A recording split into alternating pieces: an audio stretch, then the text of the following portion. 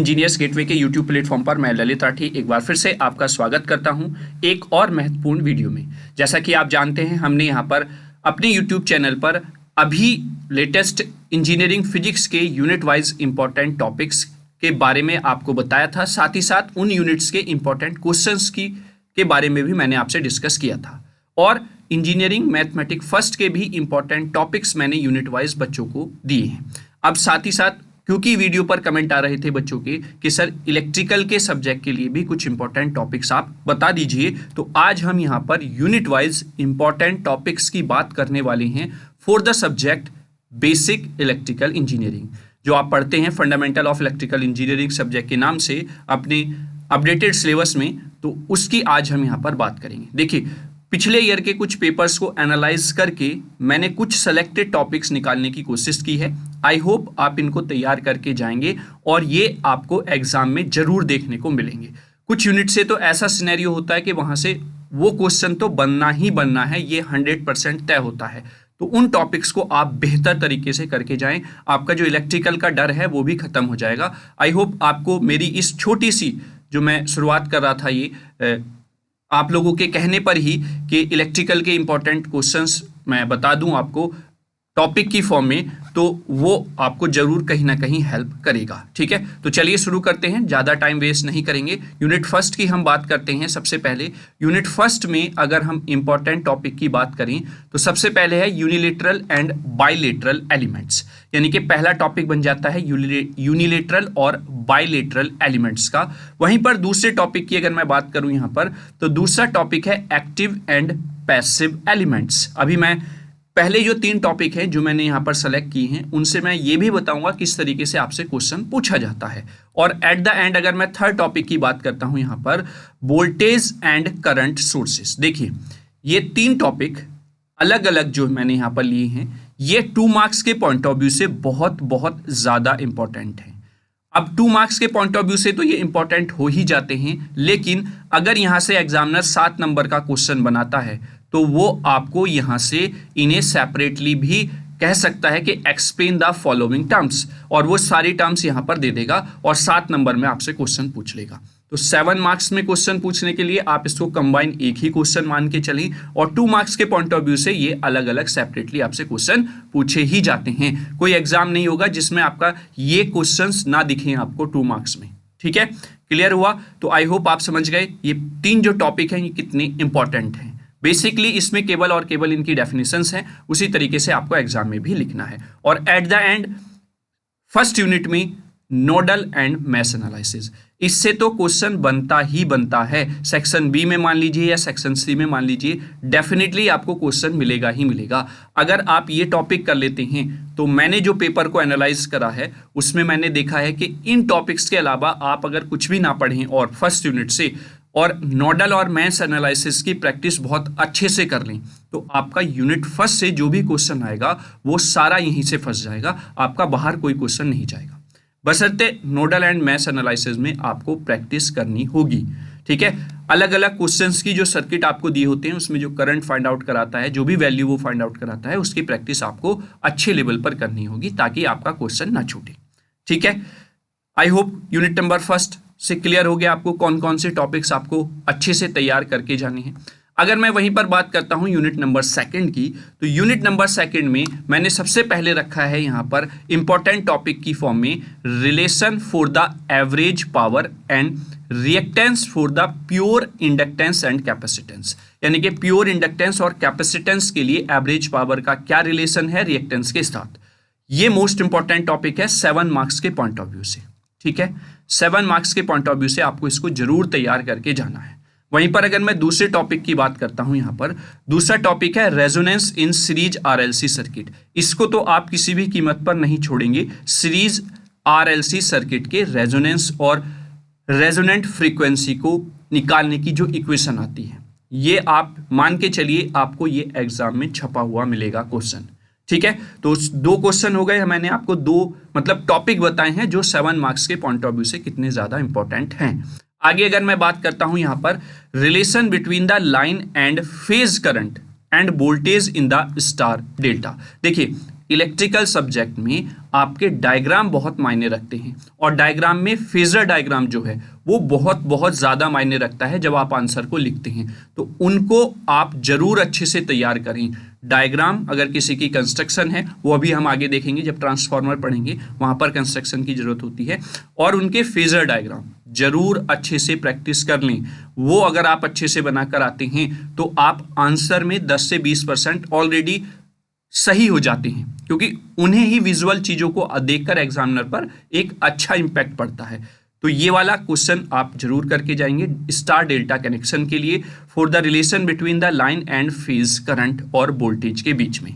और at the end अगर मैं फोर्थ टॉपिक की बात करूं जो भी इंपॉर्टेंट है, मोस्ट इंपॉर्टेंट, चाहे आप इसको न्यूमेरिकल के पॉइंट ऑफ व्यू से देख लीजिए, चाहे आप थ्योरी के पॉइंट ऑफ व्यू से देख लीजिए, साइन बेरिंग एसी वोल्टेज, जिसमें आपसे एवरेज आरएमएस फाइंड आउट कराता है, form and peak factor find out कराता है। ये एज इट इज आपसे न्यूमेरिकल में भी पूछता है, न्यूमेरिकल में भी कैलकुलेट कराता है।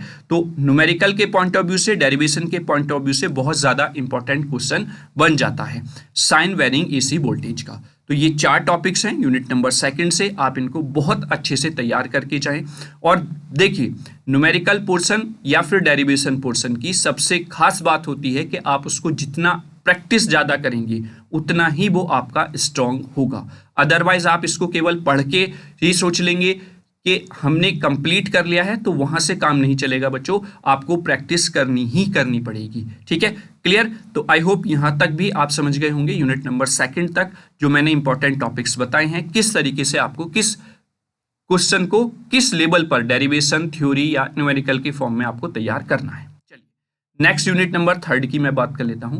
यूनिट नंबर 3 में अगर मैं बताऊं आपको, तो पहला क्वेश्चन हमने लिया है draw the phasor diagram of ideal and practical transformer. कब? जब नो लोड उस पर लगा होता है। ये भी आपको क्वेश्चन छपा हुआ मिलेगा आपके एग्जाम में। ठीक है, जो मैंने पेपर्स को देखा है तो उसमें 100% आपको ये क्वेश्चन देखने को मिल जाएगा। जब आपका आइडियल और प्रैक्टिकल ट्रांसफार्मर नो लोड पर होता है तो उसके फेजर डायग्राम आपको ड्रॉ करने के लिए वो बोलता है। साथ ही साथ आप इस क्वेश्चन को 2 मार्क्स के पॉइंट ऑफ व्यू से भी समझ सकते हैं। आइडियल ट्रांसफार्मर आपसे पूछ सकता है, प्रैक्टिकल ट्रांसफार्मर सेपरेटली आपसे पूछ सकता है, या इन दोनों के बीच में डिफरेंस भी आपसे 2 मार्क्स में वो पूछ सकता है। तो हर एक एंगल से मैंने इस क्वेश्चन की इंपॉर्टेंस आपको बता दी है। चलिए अब नेक्स्ट टॉपिक की बात कर लेता हूं मैं, losses in the transformer and how minimising them. यानी कि जो ट्रांसफार्मर है आपका, उसमें डिफरेंट टाइप्स के जो लॉसेज होते हैं वो कौन कौन से हैं और उनको कैसे आप मिनिमाइज कर सकते हैं ताकि ट्रांसफार्मर की जो एक्यूरेसी है वो परफेक्ट आए, है ना। क्योंकि लॉसेज क्या है एक्चुअल में, ट्रांसफार्मर में लॉस होगा, लॉस होने से क्या होगा, उसकी जो आउटपुट आपको मिलती है, जो उसका रिजल्ट मिलता है, वो कहीं ना कहीं इफेक्ट होगा। तो आपको कौन कौन से मेथड्स, कौन कौन सी टेक्निक्स का यूज करना है कि जो ट्रांसफार्मर में लॉसेज होते हैं आप उनको मिनिमाइज कर सकें। ये क्वेश्चन यहाँ से 7 मार्क्स के पॉइंट ऑफ व्यू से इंपॉर्टेंट है। वहां पर शॉर्ट क्वेश्चन में आपसे पूछ सकता है कि लॉसेस क्या होते हैं, एक्सप्लेन कीजिए ट्रांसफार्मर में, तो आप उसमें लिख के और पॉइंट वाइज आप बता देंगे। ठीक है, अगर आप हमारे चैनल पर जाएं बेटा, तो वहां पर आपको इलेक्ट्रिकल सब्जेक्ट की मैंने PYQs की फॉर्म में क्वेश्चंस प्रोवाइड कराए हैं, शॉर्ट क्वेश्चन विद आंसर। तो आप वहां से 2 मार्क्स वाला जो सेक्शन है ना, उसको आप उस वीडियो को देख लेना, आपका 2 मार्क्स वाला जो टेंशन है वो खत्म हो जाएगा। वहां से आपको ये पता चल जाएगा कि कितनी बार क्वेश्चन सेम लैंग्वेज के साथ रिपीट होता है इलेक्ट्रिकल में, है ना। कुछ सब टॉपिक्स ऐसे हैं जो वहां से 2 मार्क्स में क्वेश्चन बनना ही बनना है, तो उस वीडियो को देखकर आपको वो भी एनालाइज हो जाएगा। इस वीडियो के डिस्क्रिप्शन में मैं उस वीडियो का लिंक आपको प्रोवाइड करा दूंगा। Is that clear? चलिए नेक्स्ट बात कर लेता हूं इंपॉर्टेंट टॉपिक की, single phase transformer operation and it's EMF equation. देखिए, ट्रांसफार्मर का क्वेश्चन अगर आप पढ़ रहे हैं तो उसकी EMF इक्वेशन जो कैलकुलेट करते हैं वो आपको जरूर निकालनी आनी चाहिए। उसका डेरिवेशन 100% आपको आना चाहिए। और वो कैसे आएगा? वो प्रैक्टिस करने से आएगा। वो आप कर सकते हैं, ये ना सोचिए कि हमसे नहीं होगा, ऐसा कुछ भी नहीं है जो आप लोग नहीं कर सकते हैं। बस अपने अंदर एक कॉन्फिडेंस बनाए रखें। तो थर्ड इंपॉर्टेंट टॉपिक हो जाता है सिंगल फेज ट्रांसफार्मर के ऑपरेशन और उसकी EMF इक्वेशन का। ठीक है, और वहीं पर नेक्स्ट अगर मैं बात करता हूं तो इसमें न्यूमेरिकल जो है based on the regulation and efficiency of the transformer बहुत बहुत ज्यादा इंपॉर्टेंट है। बहुत प्रैक्टिस आपको करनी होगी। ये न्यूमेरिकल आपका 100% आपसे पूछा जाएगा ट्रांसफॉर्मर वाली यूनिट नंबर 3 से, ठीक है। तो इनकी प्रैक्टिस आपको जरूर करके जानी है। तो ये 4 इंपॉर्टेंट टॉपिक्स मैंने यूनिट नंबर 3 से सेलेक्ट किए और आपको यहाँ पर बताए, ठीक है। आई होप आपको समझ में आ रहा होगा कि मैं किस तरीके से आपको क्वेश्चंस के पैटर्न के बारे में बता रहा हूँ और किस तरीके से आपको इनको तैयार करना है ताकि आप कम समय में अच्छे से तैयारी कर सकें। देखिए, इंपॉर्टेंट टॉपिक्स आपको प्रोवाइड कराने का बेनिफिट ये होता है आपके लिए कि आप कम समय में, जिसको हम बोलते हैं ना स्मार्ट स्टडी, वो कर सकें। केवल और केवल आप उन टॉपिक्स पर इतने अच्छे से फोकस कर लें कि ताकि आपका एग्जाम बहुत अच्छा जाए, ठीक। चलिए नेक्स्ट बात करते हैं यूनिट नंबर 4 की।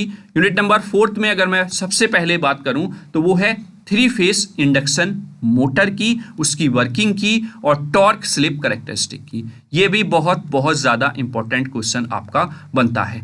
3 फेस इंडक्शन मोटर की वर्किंग, उसकी टॉर्क स्लिप कैरेक्टरिस्टिक जो होती है वो क्या होती है, वो एग्जाम में बहुत बार रिपीट होकर पूछी जाती है, ठीक है। चलिए नेक्स्ट इंपॉर्टेंट टॉपिक की अगर मैं यहां पर बात करूं तो नेक्स्ट इंपॉर्टेंट टॉपिक आपका बन जाता है यहां से,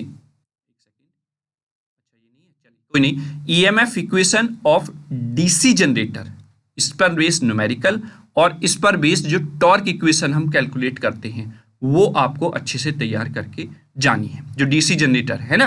तो ये भी एक इंपॉर्टेंट टॉपिक हो जाता है यूनिट नंबर 4 से। चलिए नेक्स्ट बात कर लेता हूं मैं। देखिए, single phase induction motor various starting method, जो सिंगल फेस मोटर होती है उसको स्टार्ट करने के डिफरेंट मेथड्स होते हैं, क्योंकि वो सेल्फ स्टार्ट नहीं होती है। और ये क्वेश्चन भी पूछा जाता है कि why single phase induction motor can not be self start, है ना। तो वो क्वेश्चन 2 मार्क्स के पॉइंट ऑफ व्यू से भी बन जाता है और साथ ही साथ यहाँ पर डिफरेंट स्टार्टिंग मेथड्स जो हैं सिंगल फेस इंडक्शन मोटर को करने के, वो भी क्वेश्चन यहाँ से आपका पूछा जाता है। तो आई होप आप समझ गए होंगे। जो 3rd इंपॉर्टेंट टॉपिक है सिंगल फेस इंडक्शन मोटर, इसको भी आपको अच्छे से तैयार करके जाना है और डेफिनेटली आपको ये क्वेश्चन जरूर मिलेगा, ठीक है। और यहाँ से इसमें से आपको न्यूमेरिकल भी देखने को मिलेगा। क्लियर हुआ। चलिए अब एक ऑप्शनल क्वेश्चन अगर मैं आपको बताऊं तो different types of DC machines जो हैं इसको आप करके चल सकते हैं। 2 मार्क्स के पॉइंट ऑफ व्यू से भी यहाँ से क्वेश्चन बनता है कि डिफरेंट टाइप्स की जो डीसी मशीन्स हैं वो कौन कौन सी होती हैं, वो आपसे 2 मार्क्स में भी पूछ लेता है। क्लियर हुआ। ऑप्शन में अगर आप तैयार करना चाहें तो इसको तैयार कर सकते हैं, ठीक है। आई होप यूनिट नंबर 4 के भी इंपॉर्टेंट टॉपिक्स आपको समझ में आए होंगे, कौन कौन से मैंने यहाँ पर सेलेक्ट किए हैं। चलिए नेक्स्ट बात कर लेता हूँ लास्ट यूनिट नंबर 5 की। और यूनिट नंबर 5 तो आप ये समझ कर चलिए जैसे यूनिट फर्स्ट बहुत इजी है क्योंकि उसमें 2 ही टॉपिक सेलेक्टेड हैं, एक तो वो आपका एलिमेंट्स हैं और सोर्सेज का, और दूसरा है नोडल और मैश एनालिसिस पर न्यूमेरिकल। वैसे ही यहाँ से भी आपका क्वेश्चन प्री डिफाइन है कि कौन सा पूछा जाएगा। एक तो है आपका अर्थिंग बेस्ड क्वेश्चन, है ना, कि अर्थिंग क्यों करते हैं, क्यों जरूरी है, ये सारी चीजें यहाँ पर क्वेश्चन की फॉर्म में आपसे पूछी जाती हैं। तो earthing based question most important हो जाता है यूनिट नंबर 5 से। उसके बाद अगर मैं यहाँ पर बात करूं जो एमसीवीज होती हैं हमारी मेन सर्किट स्विच को ब्लॉक करने वाली, अगर हमारे पास हमारे सर्किट में हमारी लाइन में एकदम से एक अमाउंट ऑफ करंट जो है बहुत लार्ज आ जाए तो वो एमसीबी क्या करते हैं, हमारे सर्किट्स को ब्रेक कर देती हैं, यानी कि आगे हमारा जो करंट है वो ना पहुंचे। तो ये डिफरेंट टाइप्स के जो एमसीबी, ईएलसीबी है या एमसीसीबी है, एसएफयू है, ये सारे आपके इंपॉर्टेंट हो जाते हैं सेपरेटली और साथ ही साथ कंबाइन होकर लॉन्ग क्वेश्चन बनाने के लिए, ठीक है। क्लियर हुआ। अगर हम नेक्स्ट बात करते हैं मोस्ट इंपॉर्टेंट, आप ये मानकर चलिए ये तो आपको क्वेश्चन डेफिनेटली छपा हुआ मिलेगा एग्जाम में, आपकी बैटरीज और इसके डिफरेंट टाइप्स, कौन कौन बैटरी क्या होती है, उसके क्या क्या डिफरेंट टाइप्स हैं, वो यहाँ पर 7 मार्क्स के पॉइंट ऑफ व्यू से बहुत ज़्यादा इंपॉर्टेंट हो जाता है। Is that clear. चलिए नेक्स्ट क्वेश्चन की बात कर लेता हूँ, सॉरी टॉपिक की बात कर लेता हूँ, construction of the copper XLP cables, यानी कि जो केबल है आपका कॉपर का XLPE मेनली, क्योंकि ये एग्जाम में पूछा गया है, इसकी कंस्ट्रक्शन आप ऑप्शनल में याद करके जा सकते हैं, ठीक है। तो आई होप आप लोग समझ गए हैं कि मैं यहाँ से कौन कौन से इंपॉर्टेंट टॉपिक्स की आपको बात कर रहा था। तो ये आपके यूनिट नंबर 5 के इंपॉर्टेंट टॉपिक्स हो जाते हैं जिनको आप बिल्कुल भी छोड़कर नहीं जाएंगे, अच्छे से आपको तैयार करना है। देखिए सेलेक्टेड टॉपिक अगर आप पढ़ते हैं तो उन्हें पढ़ने का बेनिफिट तभी है बच्चों जब आप उनकी बहुत अच्छे से तैयारी करके जाएं और साथ ही साथ उनकी प्रैक्टिस बहुत अच्छे से करके जाएं।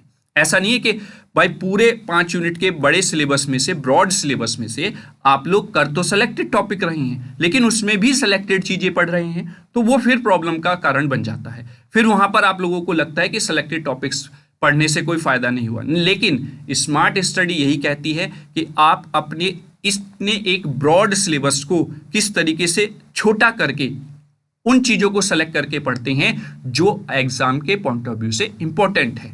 और ये तब पता चलता है जब आप लास्ट ईयर के पेपर्स को एनालाइज करते हैं। तो उन्हीं को एनालाइज करके मैंने यहाँ पर कुछ इंपॉर्टेंट टॉपिक्स आपको बताने की कोशिश की थी। Thank you for watching this video. ये वीडियो आपको कहीं ना कहीं एग्जाम में जरूर हेल्प करेगी, ये मेरी आशा है, क्योंकि मैंने यहाँ पर पेपर्स को एनालाइज करके इन टॉपिक्स को निकालने की कोशिश की है। तो ये सब्जेक्ट हमारा इलेक्ट्रिकल इंजीनियरिंग के लिए जो आपकी डिमांड थी कि सर हमें भी इम्पोर्टेंट टॉपिक्स बता दीजिए इलेक्ट्रिकल से रिलेटेड ताकि हम भी अच्छे से तैयारी कर सकें, तो उन बच्चों के लिए मैंने ये इंपॉर्टेंट टॉपिक्स यूनिट वाइज लेकर आया था। तो आई होप आपने एंजॉय किया होगा और इन टॉपिक्स को अच्छे से आप तैयार करके जाएंगे। और मैं डेफिनेटली कह रहा हूं कि आपका इलेक्ट्रिकल का पेपर बहुत अच्छा हो जाएगा अगर आप इन टॉपिक्स को यूनिट वाइज सेलेक्ट करके अच्छे से पढ़ लेते हैं। अगर आपको लगता है कि ये 5 यूनिट के नहीं कर पाएंगे तो कोई भी 4 यूनिट आप सेलेक्ट कर लीजिए इन सेलेक्टेड टॉपिक्स के लिए, तब भी आप अच्छे मार्क्स गेन कर जाएंगे। साथ ही साथ इसके साथ साथ 2 मार्क्स के पॉइंट ऑफ व्यू से आप जो PYQ की मैं एक वीडियो बता रहा हूं, लगभग 1.5 आवर की वो वीडियो है, तो वो आप जरूर देखें।